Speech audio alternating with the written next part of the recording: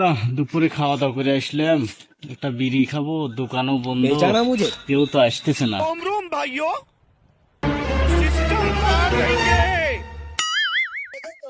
মামা মামা ভাত খেয়ে আসলাম, একটা বিড়ি দেন তো। দেখো তো সুধীর বেটা কয় কি। দূর, আমি তো অনেক টেনশনে আছি, দোকান বন্ধ, বিড়ি খাবো, মাথা আমার হ্যাং হয়ে আছে। আমি ভাবতেছি যে আপনার কাছে আছে, এই জন্য আসলাম, আরো দেখে আমারও তো মাথা মতো হ্যাং হয়ে রয়েছে মামু।